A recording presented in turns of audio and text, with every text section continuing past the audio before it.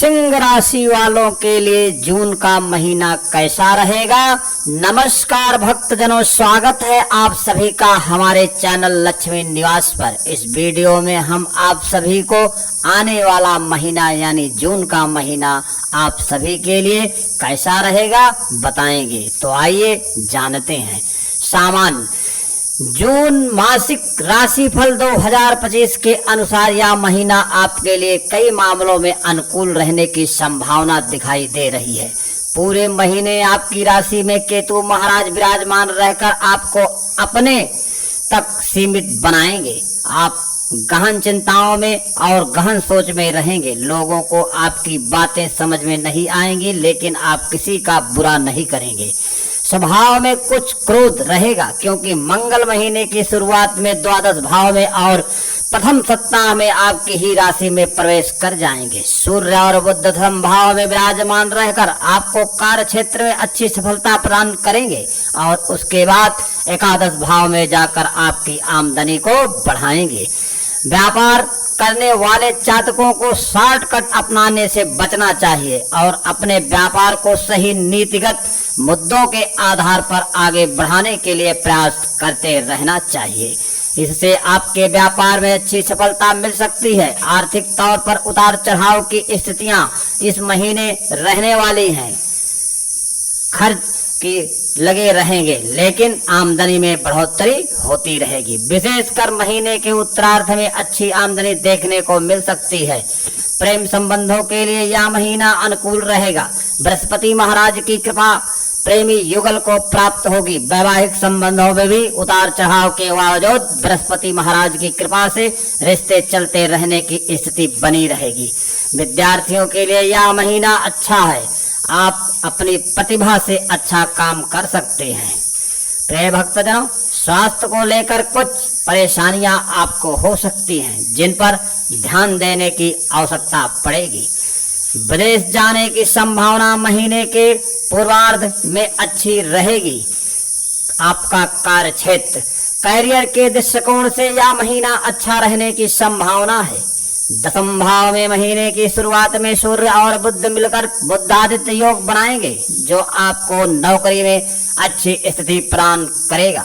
आप अपनी बुद्धिमानी और अपनी दक्षता का परिचय समय समय पर देते रहेंगे, जिससे कार्य क्षेत्र में आपकी जड़ें मजबूत होंगी।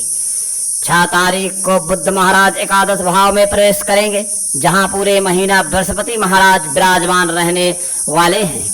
इससे आपकी स्थिति प्रबल होगी और आपको वरिष्ठ अधिकारियों का सहयोग मिलेगा। 5 तारीख से सूर्य महाराज भी एकादश भाव में चले जाएंगे, जिससे सरकारी क्षेत्र में काम कर रहे लोगों को विशेष लाभ मिलने के योग बनेगी।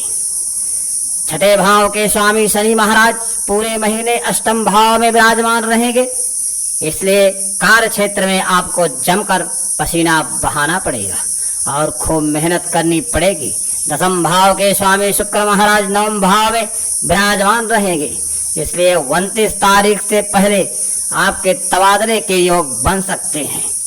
उसके बाद शुक्र महाराज दसम भाव में अपनी राशि में प्रवेश करेंगे। कार्य क्षेत्र में आराम का माहौल बनेगा और आपको अपने काम में आसानी होगी। प्रिय भक्तजनों, सप्तम भाव में पूरे महीने राहु महाराज विराजमान रहेंगे।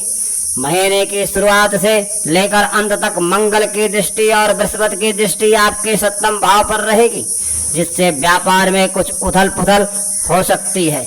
आपको शॉर्टकट अपनाने से बचना चाहिए। नीति पर चलकर अपने व्यापार को आगे बढ़ाएंगे तो बृहस्पति महाराज की कृपा से आपके व्यापार में अच्छी उन्नति देखने को मिल सकती है। प्रिय भक्तजनों, आपकी आर्थिक स्थिति, यदि आपकी आर्थिक स्थिति को देखा जाए तो महीने की शुरुआत आपके लिए मध्यम रहेगी। एकादश भाव में पूरे महीने बृहस्पति महाराज विराजमान रहकर आपकी आमदनी को बढ़ाए रखेंगे। आपको एक से ज्यादा माध्यमों से धन प्राप्ति के योग बनेंगे, जिससे आपकी आर्थिक स्थिति दिन प्रतिदिन सुधरेगी। लेकिन महीने की शुरुआत में मंगल महाराज द्वादश भाव में विराजमान रहेंगे और पूरे महीने शनि महाराज अष्टम भाव में विराजमान रहेंगे, जिससे आमदनी में उतार चढ़ाव बने रहेंगे, क्योंकि खर्च बढ़ते चले जाएंगे। प्रिय भक्तजनों, अचानक से कुछ खर्च आपको करने पड़ेंगे जिससे आर्थिक समस्याएं सामने आ सकती है। लेकिन 6 तारीख से बुध महाराज आपके एकादश भाव में प्रवेश करके आपकी आमदनी को बढ़ाएंगे। व्यापार से भी आमदनी के योग बनेंगे और नौकरी करने वाले को भी तनख्वाह में वृद्धि की सौगात मिल सकती है। इसी दौरान 7 तारीख को मंगल आपकी राशि में प्रवेश कर जाएंगे जिससे आपके खर्चों में काफी कमी आने लगेगी। एक तरफ खर्चों में कमी आएगी, दूसरी तरफ आपकी आमदनी बढ़ेगी तो आपकी आर्थिक स्थिति अच्छी होने लगेगी। हालांकि 22 तारीख से बुध महाराज के द्वादश भाव में चले जाने से फिर से कुछ खर्च बढ़ेंगे, लेकिन शुक्र महाराज 29 तारीख से दशम भाव में आकर आपकी आमदनी में तेजी लेकर आएंगे। आपको संपत्ति संबंधी मामलों में भी अच्छी सफलता प्राप्त हो सकती है। प्रिय भक्तजनों, यदि आपने शिक्षा अथवा सरकारी क्षेत्र के शेयरों में निवेश किया हुआ है तो आपको दौरान अच्छी प्रतिफल प्राप्त होगा। प्रिय भक्तजनों, आपका स्वास्थ्य जून मासिक राशि फल 2025 के अनुसार यह महीना स्वास्थ्य के दृष्टिकोण से उतार चढ़ाव से भरा रहने की संभावना है। पूरे महीने आपकी राशि में केतु महाराज विराजमान रहेंगे जो स्वास्थ्य को कमजोर बना सकते हैं। इसके अतिरिक्त महीने की शुरुआत में मंगल महाराज आपके द्वादश भाव में अपनी नीच राशि कर्क में होंगे जो वाहन चलाते समय सावधानी बरतने के लिए आपको चेतावनी देते हैं, क्योंकि ऐसा न करने से पर वाहन दुर्घटना की स्थिति बन सकती है और आपको चोट लग सकती है। आपको अनियमित रक्तचाप का सामना करना पड़ सकता है और नेत्रों में समस्या हो सकती है। अष्टम भाव में शनि महाराज की उपस्थिति भी स्वास्थ्य में कमी का इशारा करती है, इसलिए आपको इस महीने अपने स्वास्थ्य पर विशेष ध्यान देने की आवश्यकता पड़ेगी। प्रिय भक्तजनों, 22 तारीख से बुध महाराज आपके द्वादश भाव में आ जाएंगे और उससे पहले 7 तारीख को मंगल महाराज आपकी राशि में आकर केतु से युक्ति करेंगे और मंगल केतु अंगारक दोष बनाएंगे जो आपके अंदर क्रोध बढ़ाएंगे।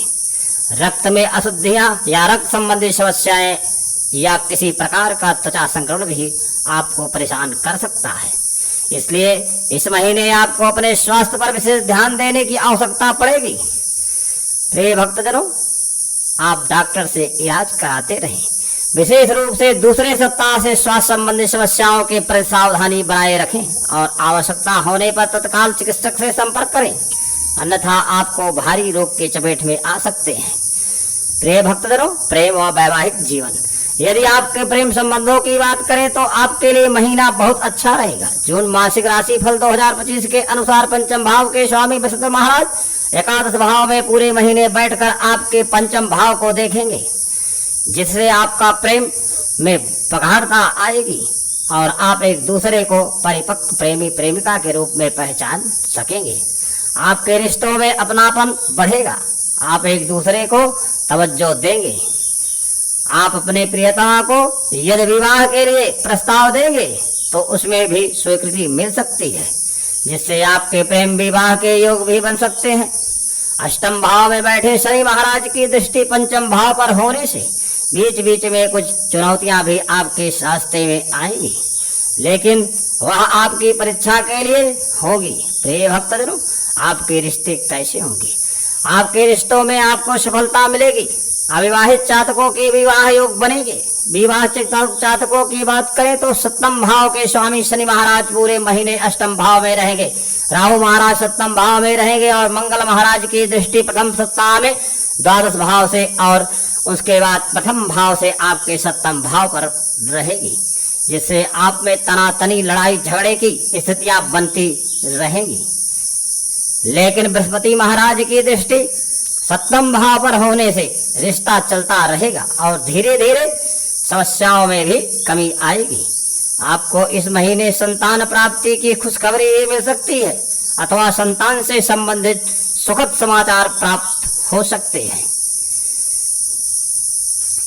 आपका पारिवारिक जीवन, यह महीना पारिवारिक जीवन के लिए अनुकूल रहने की संभावना है, लेकिन महीने की शुरुआत थोड़ी कमजोर रह सकती है, क्योंकि चतुर्थ भाव के स्वामी मंगल महाराज महीने की शुरुआत में द्वादश भाव में विराजमान रहेंगे।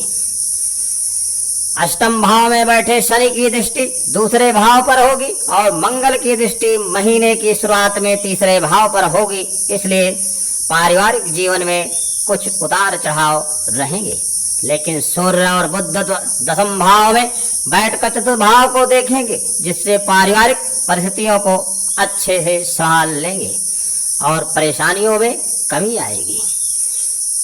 प्रिय भक्तजनों, 6 तारीख से बुध और 15 तारीख से सूर्य आपके एकादश भाव में जाएंगे। 7 तारीख से मंगल महाराज आपकी ही राशि में प्रवेश कर जाएंगे और आपकी राशि में बैठे केतु से युक्ति करते हुए अंगारक योग बनाएंगे, जिससे आपके क्रोध में बढ़ोतरी हो सकती है।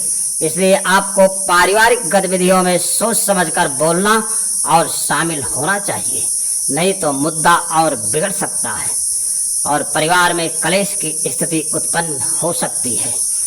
प्रिय भक्तजनों, परिवार की आमदनी में अच्छी बढ़ोतरी देखने को मिलेगी। माताजी और पिताजी का स्वास्थ्य भी अनुकूल रहेगा। महीने के उत्तरार्ध में भाई बहनों का स्वास्थ्य अच्छा होगा और उनसे आपके संबंध मधुर बनेंगे। आपको समय समय पर उनकी जरूरतों का ध्यान रखना चाहिए। आपके लिए उपाय, आपको प्रत्येक बुधवार को श्री गणेश जी की दूर्वा अर्पित करना चाहिए। अच्छी सी गुणवत्ता का पुखराज रत्न सोने की मुद्रिका में जड़कर शुक्ल पक्ष के दौरान बृहस्पति के दिन दोपहर के समय में अपनी तर्जनी अंगुली में धारण करना चाहिए। इससे आपको आर्थिक उन्नति होगी और आपके रोग मिटेंगे। किसी मंदिर में ध्वजा लगाना आपके लिए लाभदायक रहेगा। आपको प्रत्येक रविवार को श्री आदित्य हृदय स्तोत्र का पाठ करना चाहिए। इससे सूर्य नारायण आपसे प्रसन्न होंगे, मनोवांछित फल प्रदान करेंगे। अगर आपको यह वीडियो अच्छी लगे तो हमारी वीडियो को लाइक और आगे भी ऐसी जानकारी के लिए हमारे चैनल को जरूर सब्सक्राइब करें और कमेंट बॉक्स में जय मां लक्ष्मी लिखना ना भूलें। नमस्कार प्रिय भक्तों, हर हर महादेव।